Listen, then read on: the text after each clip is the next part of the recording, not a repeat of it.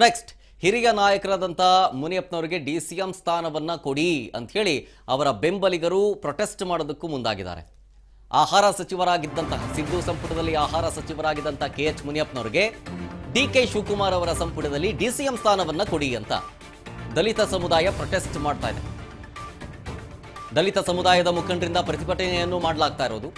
ರಾಜ್ಯಕ್ಕೆ ಬರ್ತಾ ಇರೋ ಕರ್ನಾಟಕ ಕಾಂಗ್ರೆಸ್ ಉಸ್ತುವಾರಿ ರಣದೀಪ್ ಸಿಂಗ್ ಸುರ್ಜೇವಾಲಾ ಅವರಿಗೆ ಮನವಿಯನ್ನ ಕೊಡೋದಕ್ಕೆ ದಲಿತ ಮುಖಂಡರು ಬಂದಿದ್ದಾರೆ. ನಮ್ಮ ನಾಯಕ ಕೆಎಚ್ ಮುನಿಯಪ್ಪನವರಿಗೆ ಡಿಸಿಎಂ ಸ್ಥಾನವನ್ನ ಕೊಡಿ ಅಂತ ಪೋಸ್ಟರ್ ಅನ್ನ ಹಿಡಿದು ಬಂದು ಪ್ರತಿಭಟನೆ ಮಾಡ್ತಾ ಇದ್ದಾರೆ. ಮುನಿಯಪ್ಪನವರಿಗೆ ಡಿಸಿಎಂ ಸ್ಥಾನ ಕೊಡಲಿಲ್ಲ ಅಂತಾದರೆ ಕಾಂಗ್ರೆಸ್ ಪಕ್ಷಕ್ಕೆ ನಷ್ಟವಾಗುತ್ತೆ, ಮಾದಿಗ ಸಮುದಾಯಕ್ಕೆ ಯಾವುದೇ ಸ್ಥಾನವನ್ನ ಕೊಟ್ಟಿಲ್ಲ ಅಂತ ಆಕ್ರೋಶವನ್ನ ಹೊರಹಾಕ್ತಾ ಇದ್ದಾರೆ.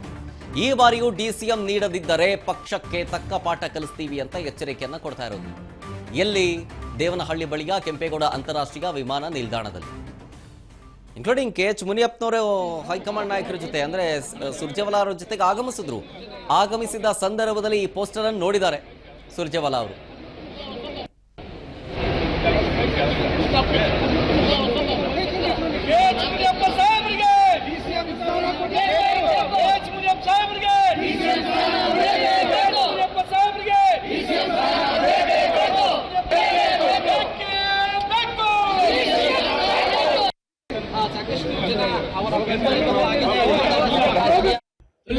ಕಾಂಗ್ರೆಸ್ ಪಕ್ಷದ ವರಿಷ್ಠರಲ್ಲಿ ನಾವೆಲ್ಲರೂ ಕೂಡ ಒತ್ತಾಯ ಮಾಡಕ್ ಬಂದಿದ್ದೀವಿ. ಕೆಎಚ್ ಮುನಿಯಪ್ಪ ಸಾಹೇಬ್ರನ್ನ ಉಪಮುಖ್ಯಮಂತ್ರಿ ಸ್ಥಾನ ಕೊಡ್ಲೇಬೇಕು ಅಂತೇಳಿ ಈಗಾಗಲೇ ನಾವು ಒತ್ತಾಯ ಮಾಡ್ತಾ ಇದೀವಿ. ಇಡೀ ರಾಜ್ಯದ ಜನ ಕೂಗ್ತಾ ಇದ್ದಾರೆ.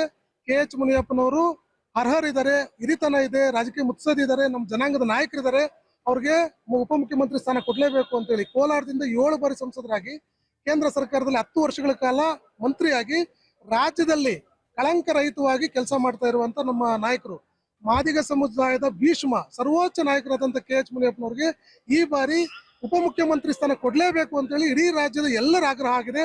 ಅತಿ ಹೆಚ್ಚು ಜನಸಂಖ್ಯೆ ಇರುವಂತ ಮಾದಿಗ ಸಮುದಾಯ ಇವತ್ತು ಮೊದಲಿಂದಲೂ ಕೂಡ ಕಾಂಗ್ರೆಸ್ ಅನ್ನ ಬೆಂಬಲಿಸ್ಕೊಂಡು ಬಂದಿರುವಂತ ಸಮುದಾಯ.